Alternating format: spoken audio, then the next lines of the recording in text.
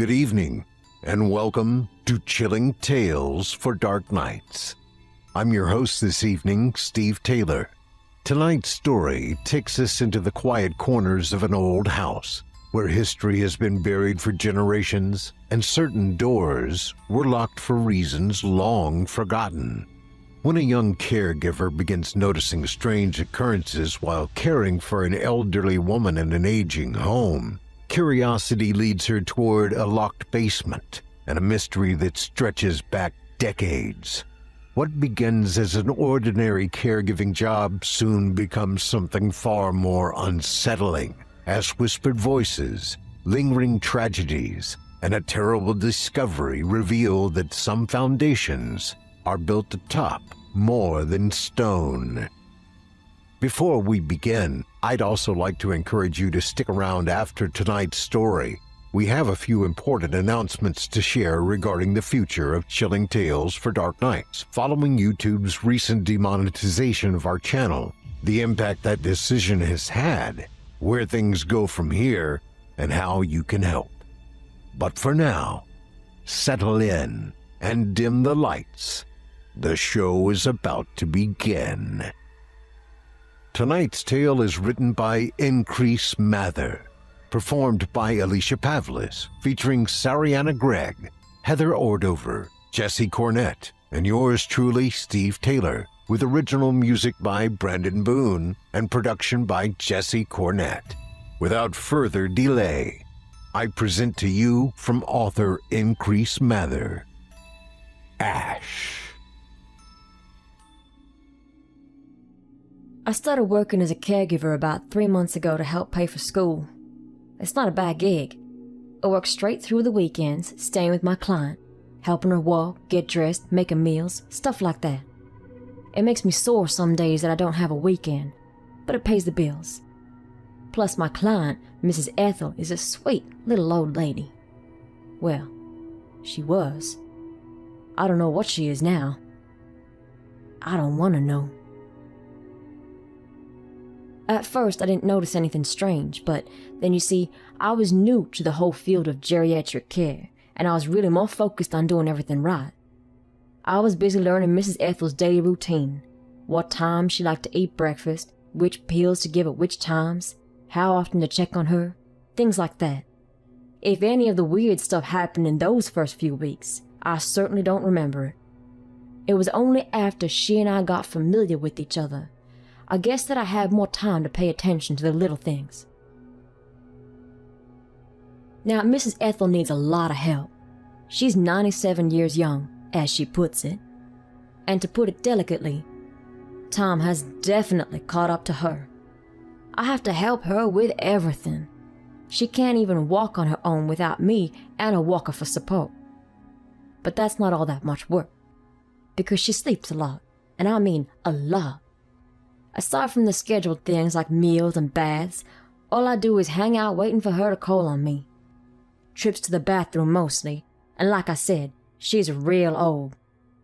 She's from a very different time than us, if you know what I mean. She was brought up believing that servants were to be invisible unless needed. So if I'm not helping her with something, I'm supposed to make myself scarce. I don't even stay in the main house with her. And it certainly isn't because she's got a lack of space. She's got a huge house, a big old one. That fact is important, but we'll get to that shortly. Anyway, me and the girls who work during the week, we stay in a little room attached by a covered porch to the main house. The room's got a bed, desk, and a bathroom with a shower. Everything we need. I just stay in there watching TV or doing homework until she called for me. See, she's got this baby monitor hooked up, one unit in her room, and the other one out in the staff quarters.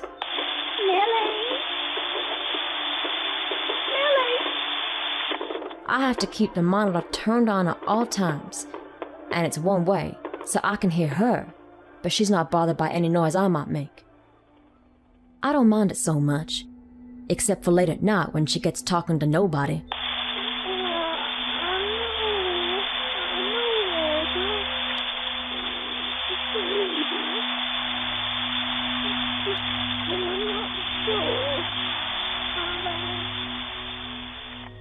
It's downright unsettling to hear her whispering stuff over the static of that little speaker in the middle of the night.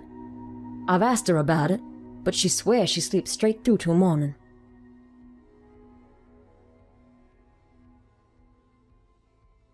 So about this big old house Mrs. Ethel lives in. Like I said, it's huge. She and her late husband designed it themselves and had it built back in the 1940s. It's got 5 bedrooms, each about the size of my old living room. 6, honest to God, 6 full bathrooms, a living room, a dining room, a great big kitchen, a library. You get the idea. There are 3 stories you can see above ground, 2 for living and 1 for the attic. And then there's the basement that runs the full length of the house. I've only been down there once, and trust me when I tell you, once was enough for me. The rest of the house is well kept, if a bit antiquated, and it's full of expensive furniture and decorations that were popular some 40 years ago. But the basement, it looked like it had never been finished, let alone cleaned. It's real dark, and it seems to go on forever like some huge cave with nothing but 2 hanging bulbs to light it up. And there are piles of junk down there, stacks of old boxes and mildewed newspaper all over that make it hard to see if anything else might be hanging around down there. The first and only time I ever went down in the basement was about a week ago. A hard rain had been coming down for 2 days straight, and when it finally let up, there was still a few inches of water standing at the lower areas of the garage. Coming into work, I noticed the garage was partially flooded, and it got me wondering, water had maybe gotten into the basement as well. I figured I'd go down and check to be sure everything was okay. I'd be lying if I said I wasn't also just a tad bit curious as to what else was down there, seeing as how it was the only part of the house I hadn't investigated. I told Mrs. Ethel my plans, and she surprised me by insisting I get her up into her wheelchair so she could wait by the door for me to come back up. I told her I'd be just a moment, but she insisted. The door that leads to the basement is under the stairwell on the first floor, in a little side hall right across from the room Mrs. Ethel uses as her bedroom, so it was no trouble to get her up and sitting in her chair outside it. The door was kept shut by an antique latch, just a bar from the edge of the door to a matching plate on the frame. And then there was a chain attached to a thick pin that slid down into a fitted slot and hold the plates together that kept the door shut. I slid the pin up to unlatch the door, turned the handle, and pushed hard. When it finally gave way, it was accompanied by a loud creak. I was immediately met with the smell of old, that musty, mildewy smell of aging things falling apart, mingled with a sort of smoky odor. It smelled like an old burn pile, stale and pungent and full of ashes. It was dark down there, black as pitch. Even when I flicked the switch, it didn't help much. The wooden stairs were built down into the foundation, so on either side there was a wall, with a railing to one side. I couldn't see into the actual basement until I was all the way down to the bottom. As I descended into the darkness, the smell of burned-up charcoal grew stronger. I could hear Mrs. Ethel's wavering voice calling out for me from the top of the stairs, reminding me to be careful and to hold on to the handrail. She didn't have to tell me twice. I was already gripping the railing as tight as could be. The old timbers creaked and groaned as I made my way down, each step echoing after the other. At the bottom was a little cement landing that stood about 6 inches off from the floor. And at that point, there was a little bit more light since it opened up into the room where a light bulb was hanging. I peered into the expanse of the basement, a big cavernous room full of angles and trash and shadows that stretched back for what appeared to be miles until everything disappeared completely, swallowed up by the darkness. As I said before, there were only 2 lights, a bulb about 20 feet from me and another at the opposite end of the basement, and both were mighty dim. I could see the area in front of me fairly well. It just wasn't all that bright. but past the area dimly lit by the first bulb, there was nothing but black abyss. Until at last, the second bulb and its little umbrella of murky light interrupted the dark. It was real quiet at the bottom of those stairs. If Mrs. Ethel was still talking to me from up top, I wouldn't have known. I was looking at the floor below and wondering who had been down to clean it, 'cause it looked all shiny. And I was just thinking to step off the landing when my foot plunked down into the water. I heard the gloop sound as my foot went under, and my mind registered what had happened just as the cold water began to seep in through my shoe. Sure enough, the basement had flooded. I stepped back up on the landing and was turning to go back upstairs when I heard it. Another sound, almost identical to the one my foot had made hitting the water, just from further away. I hesitated and looked back across the darkness. Everything was still and quiet in the blackness beyond, and as before, only a silvery patch of reflected light shone onto each bulb. I wondered momentarily if I had imagined a sound when, there it went again. It sounded like something plopping down into the water. It most definitely had come from the far end of the basement and was followed by a low swishing sound like something moving slowly through the water down there. A swish, and then a pause, and then another swish and a pause. I couldn't make out anything that far back in the gloomy light, at least not at first. But then, as my eyes became more accustomed to the dim conditions, I saw it. Just at the edge of the murky light from the farthest bulb, a ripple. Right under the light, I saw the water ripple as something moved slowly away from it. I waited, squinting hard, trying to see anything beyond the pale light, but that proved impossible. The sound of whatever had been moving through the water had stopped. I felt like whatever it was, it knew I had seen it. I held my breath until I felt as if I was about to burst. I was too scared to move, and then, just when I thought I couldn't hold it anymore, another ripple came. A big one, right under the bulb closest to me. I swear I saw something thick and black at the edge where the dark met the light moving towards me in the water. I didn't wait to see what it was. I turned and hightailed it up those stairs as fast as my feet could carry me, the sound of my feet making a loud thump, thump, thump on the steps. Still, my footfalls were not loud enough to drown out that awful splash, splash, splash of something awful running through the water after me.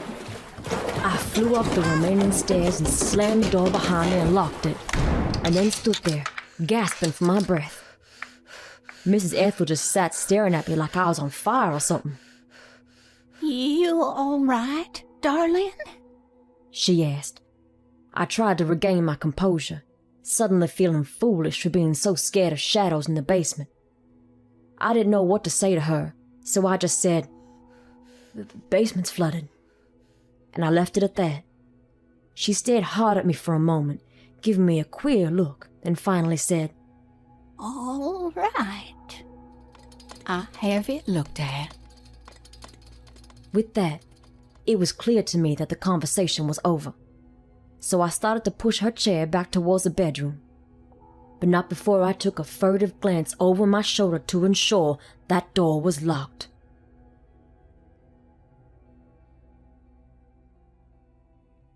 Nothing much else happened that day. Mrs. Ethel acted like everything was normal, but I could tell something was bothering her. She was kinda like that, though. She never liked to talk to the help about her problems. That night, right around 1 a.m. is when the strange things really started up. That night I was woken up by what I thought was Mrs. Ethel talking, calling to me on the baby monitor. At first, I lay there for a moment, my head still foggy with sleep, waiting to see if she was going to call me again or fall back asleep. It was the sudden realization of what I could not hear, specifically, the rhythmic sound of her breathing. That suddenly jarred me to full consciousness. Again, I heard that voice over the monitor, and it was not Mrs. Ethel's. "You help me with it?" It sounded like a man's voice, but it was whisper soft. Whoever it was, he didn't want to be overheard. Then I heard a different voice. I'm trying. What if he wakes up? By now, I was sitting up in bed, leaning close to the monitor to hear. Get it into place. At that point, I heard the sound of something large and metallic being moved across the surface, followed by a heavy clicking sound, like whatever it was had been slid into place. Now go! There was a small burst of static, and then, all of a sudden, all I could hear was my client breathing again, lightly snoring as usual. It was as if the channel on the monitor had switched momentarily, and I had picked up someone else's conversation. I sat there for a few minutes waiting, listening, but it was clear Mrs. Ethel wasn't awake and hadn't called me at all. I lay back down and drifted off.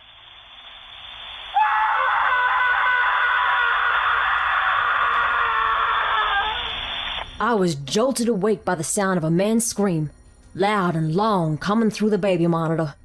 I jumped up out of bed and rushed to my door. Over the speaker I heard whoever he was screaming and coughing, followed by the loud thump, thump, thump of him running up the stairs. I swear it sounded just like my own footsteps did on the basement stairs earlier in the day. He was screaming and banging on what I assumed to be the basement door. Bam, bam, bam.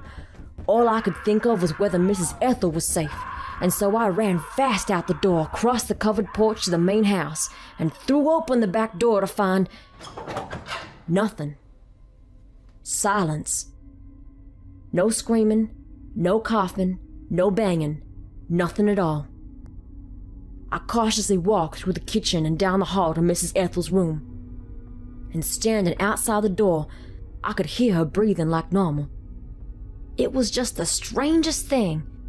She was fast asleep. So I turned to go back, feeling confused and spooked. I glanced across the hall toward the basement door. It was still locked, so I don't know what compelled me to do what I did next, but I slowly reached out to take the handle in my hand. Upon first contact, I jerked back. The handle was hot. It didn't burn me, but it was hot enough to hurt. And I gingerly put my other hand out to touch the door itself, only to find that it was ice cold. Without even thinking, I extended my first hand again to quickly tap the doorknob, testing it, only to discover that it was now as cold as the door. None of this made any sense, and in my tired, confused state, I wondered whether I had just had a kind of lucid nightmare. It seemed like a logical explanation. At the time, my heart was still racing, but the way I saw it, the basement door was locked. All was quiet. Mrs. Ethel was fine and there was nothing to fret over. I went back to my room and soon heard the familiar sound of my client snoring away on the monitor.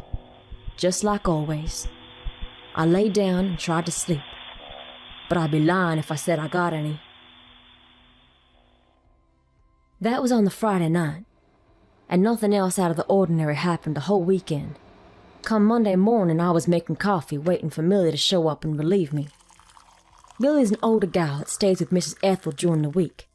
There's another lady named Grace, too, but she only works a few hours here and there. Millie has worked for Mrs. Ethel for a long time, so after our informal debriefing of our client's weekend care, I decided to ask a few questions. Millie, I almost forgot to tell you. The basement's flooded. Must have been all that rain we've been having. Oh, is that right? Well, I'll call the handyman to come by this week. How'd you know it had flooded? She asked while putting away the week's groceries. I saw a whole lot of standing water in the garage, and it just got me thinking I should check on it. I replied, weighing my next words carefully. You know, Mrs. Ethel sure seems like she doesn't like the basement for some reason. Yep, Millie said, as she waddled over on her short, plump legs to fix a cup of coffee.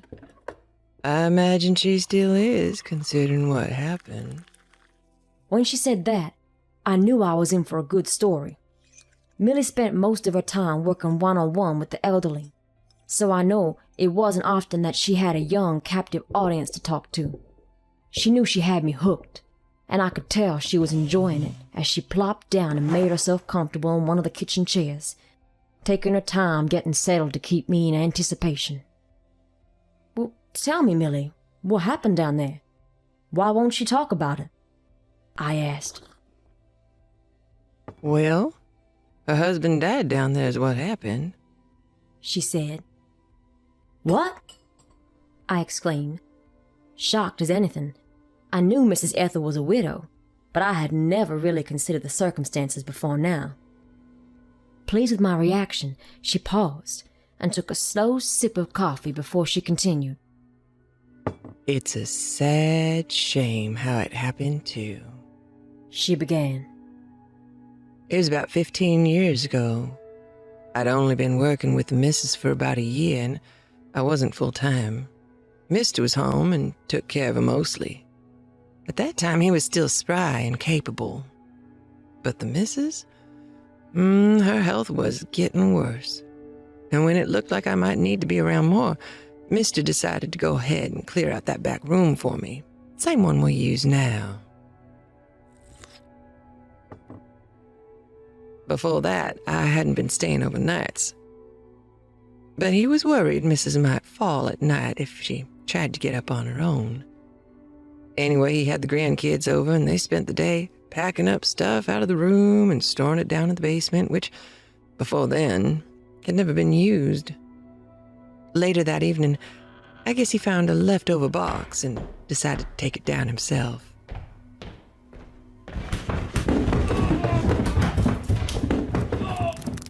And he fell. Millie sat back in the chair with her little arms crossed like that was the end of the story. So he died down there? That would explain why she was so nervous about me going down there then, I said. Oh no, Millie said gravely. Mister didn't die down there. He didn't die for another 2 weeks. Getting this story out of Millie was proving to be a bit like pulling teeth, but eventually she provided some more details. She said Mister didn't die right away, but that he did break his neck. After that, she moved in and began full-time care for them both. The accident was shocking enough, all right, but it didn't account for the way Mister changed later on. The doctor said he had only broken his neck. He had to wear the neck brace and stay in bed. But he had sustained no brain injuries. Mentally, he should have been just fine. Except he wasn't. He wasn't the same man after that. Not at all. Millie said that after the fall, Mister didn't talk anymore. And he wouldn't look anyone in the eye. He always wore the same vacant expression on his face. He was there, but at the same time, he wasn't. To make matters worse, Millie had to keep a close eye on him after that point. She said because if she didn't, he'd wander off, always to the same place. Mister had not been paralyzed in the accident, just badly injured, so he could still get up on his own. Only he wasn't supposed to. No matter where they were in the house, if Millie left him alone, he would get up and make his way slowly back to the basement. The first time it had happened, he had nearly given everyone a heart attack, because they had been unable to find him anywhere. He just up and disappeared. As Millie recalled, she described how he had the whole family out looking for him when one of his sons walking past the basement door happened to hear something. They found him down there at the bottom of the stairs, scratching. His face was to the wall, with his head down, fingers scraping at the bricks. His son brought him back up to bed and they cleaned him up as best they could. His hands were all black, covered in some kind of brackish, greasy ash that was caked all over his fingers and under his nails.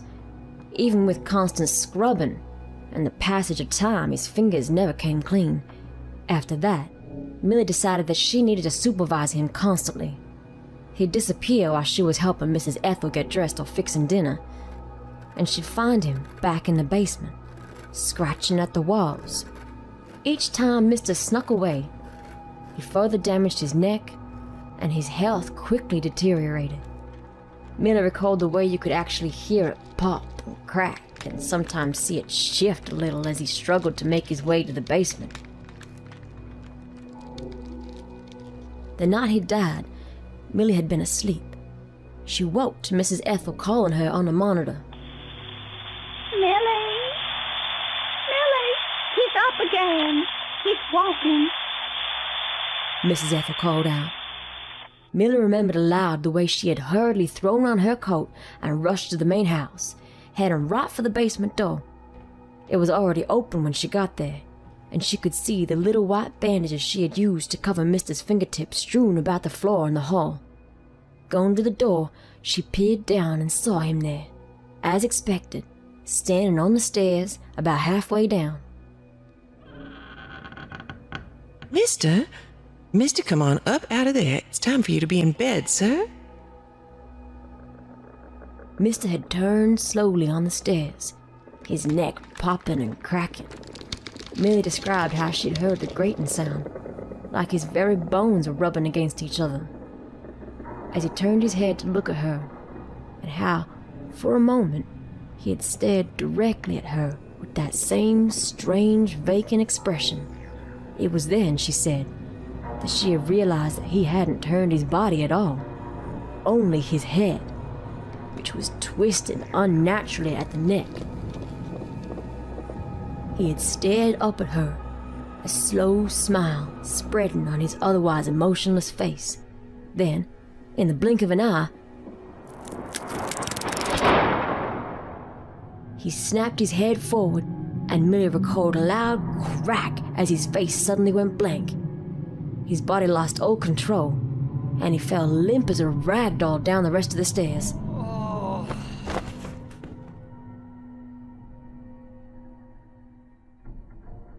That was it.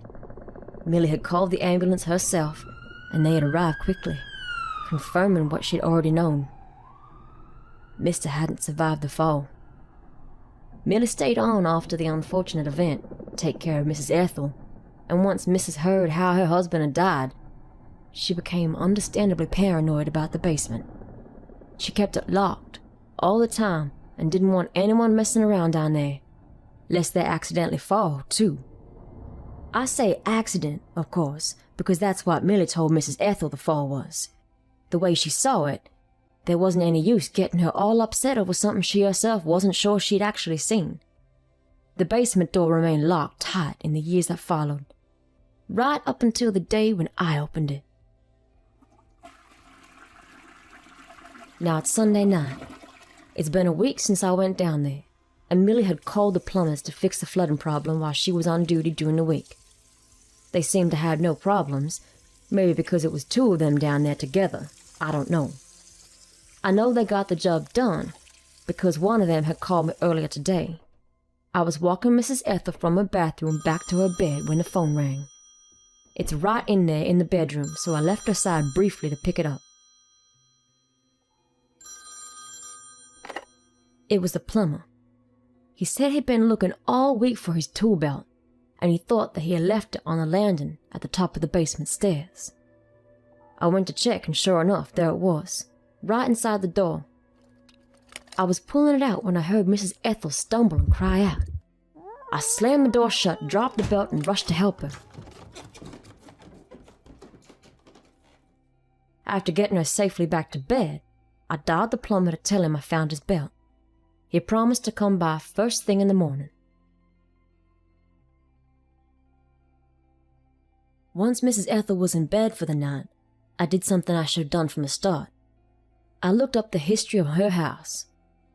All I had to do was go into the local newspaper archives and type in the address, and I couldn't believe all the information that came up. It's true what Mrs. Ethel said about her and her husband designing and building their house themselves, but they never said anything about the foundation. Knowing they built the house in the 40s, I started my search for details on the property earlier, in 1910, and worked my way forward. In 1913, I found my first hit, a marriage announcement for a Mr. and Mrs. Robert Agog's. He was a big, mean-looking brute, with his big, bushy beard and a hardened scowl upon his face even on his wedding day.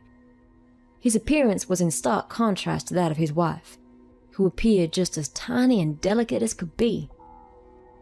The next entry was 2 years later, in 1915, a birth announcement. Seems they had a baby girl named Victoria. Good for them. In 1924, though, it seemed that things took a very bad turn. Robert's wife and little daughter went missing under questionable circumstances. The article made a point of saying that Mr. Agog's hadn't been charged of anything, but that his wife and the girl had been missing for a few months. The last article I found was from early 1925. It reported that the Agog's house had burned down to its foundation, with Robert inside. His body was recovered from the cellar. There had been no sign of the missing wife or daughter. The black and white photo attached to the article had shown the burned lot. The only things remnants of the house visible in the image were the chimney bricks and the blackened hole of the basement. The cause of the fire had not been determined, the article said. Because of the extent of the damage, the investigators were looking into it. I wish I had known about all of this sooner. It might have changed things. At present, it's some time after 2 a.m. now. I've been sitting here recording all of this now, just in case I don't get to tell anyone in person. You see, I should have checked. If I'd known about the history of the house, I would have known to check and make sure I locked the basement door today. I wouldn't have let it slip my mind. An hour ago, I woke up to the sound of whispering voices again. The same two men talking about their plans. See, I think Mr. Agog's was responsible for his wife and baby girl going missing. And I think someone knew it. Those voices? I'm convinced they belong to the couple of men that decided to take the law into their own hands.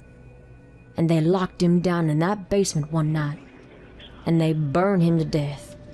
They trapped him and burned down everything around him, so he could never escape. Then Mrs. Ethel and Mr. came along and built their home right on top of him. And in doing so, unwittingly built him a door out. And I unlocked it. I heard the screaming again tonight. The sound of feet pounding up those stairs, of fists banging on the door trying to get out. Then there was silence, followed by static. Before at last the sound of Mrs. Ethel snoring broke through that white noise. And then I heard the unmistakable sound of a door creaking open. My hand shook as I reached for the monitor. I turned it off. I didn't want to hear anymore. After a few minutes, I crept over to the window and peeked out. I waited. Eventually, I saw a dark shape, black as ash, staggering away from the house. I felt a rush of relief as the figure limped away. As it moved toward the edge of the trees, I saw its silhouette top right at the edge of the property, as he stood there. I could swear he's staring right at me. I held my breath and held it until I was about to burst, but I was too scared to move. Just when I thought I couldn't hold it any longer, he turned and walked off into the night. Now all I can do is sit here, waiting, and tell my story while I still have the chance. It'll be morning soon. Maybe Millie or the plumber will find me first, before it comes back. I turn the monitor back on. I can hear Mrs. Ethel in the bedroom. I can hear her. But what I hear is not the soft, slow, rhythmic sound of her snoring. I can't hear breathing at all, but she's definitely making noises. I don't want to go in there. I don't want to turn on the light. Oh God, what have I done?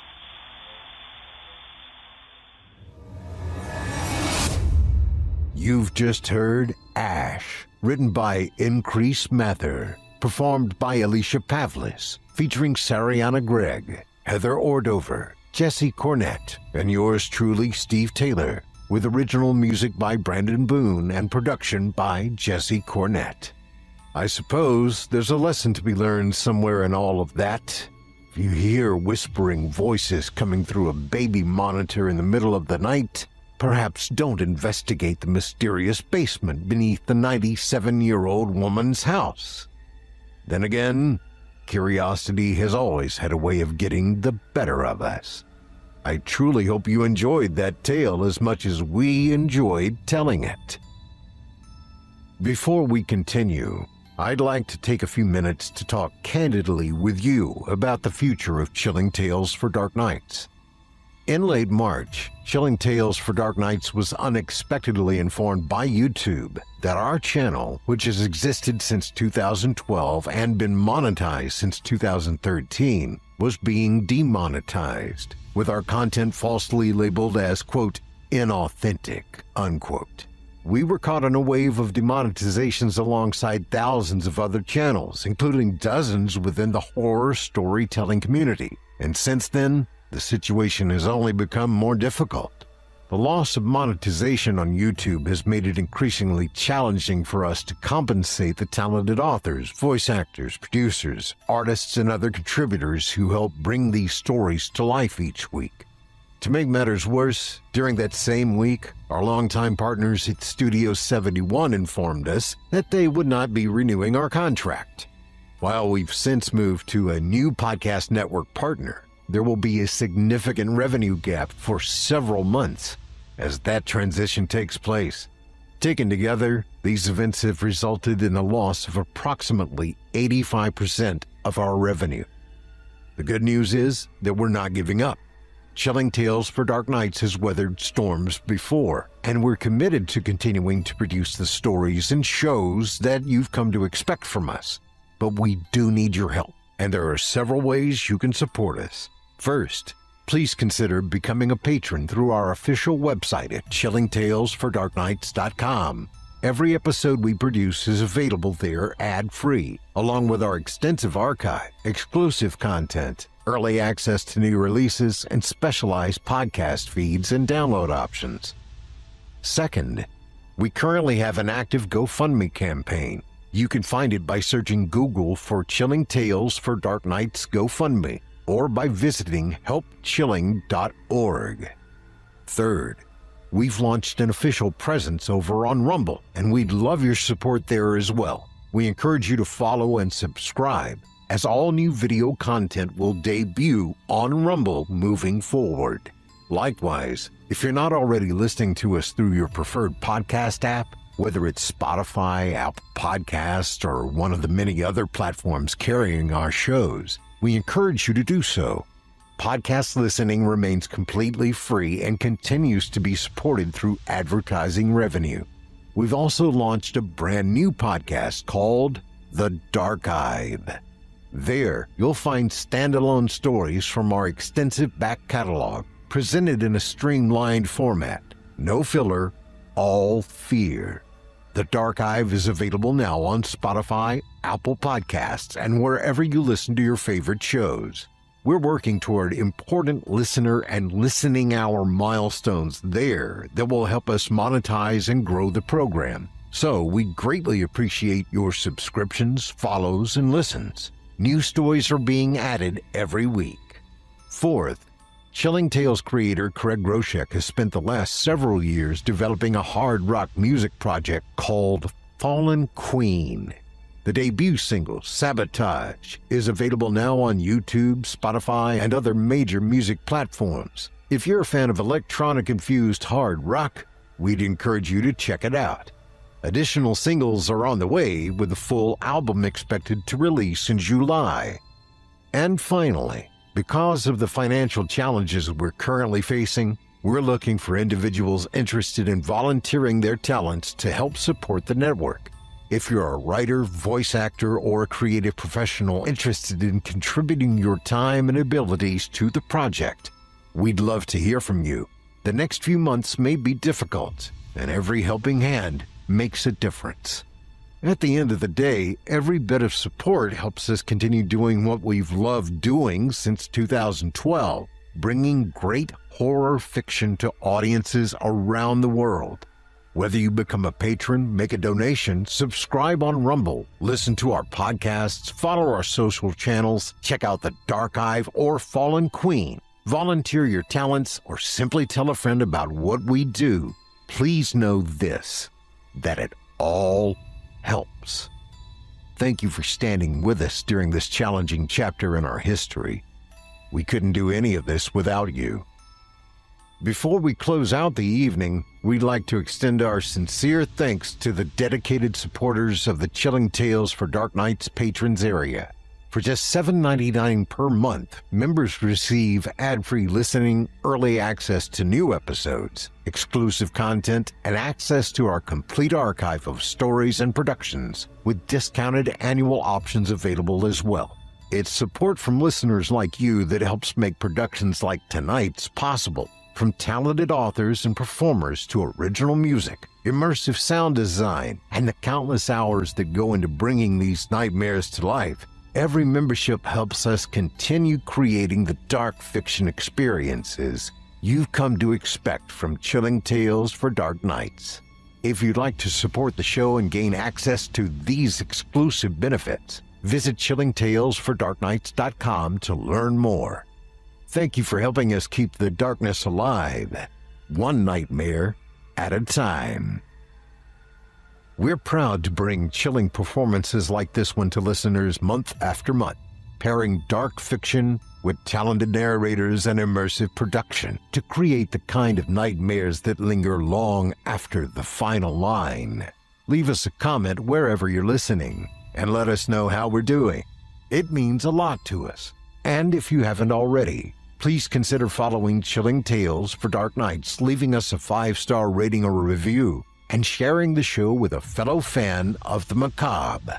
You can find even more terrifying tales at our free horror fiction sister site, creepypastastories.com, where thousands of original stories are available now for your reading pleasure. Follow us on Facebook, X, Instagram, and TikTok. And as always, thank you for spending part of your night with us. And now, fellow lover of the macabre, I'm afraid our evening together draws to a close. You've been listening to Chilling Tales for Dark Nights. Until next time, I'm your host, Steve Taylor, reminding you to turn off the lights and turn on the dark. Sweet dreams, listeners. Sweet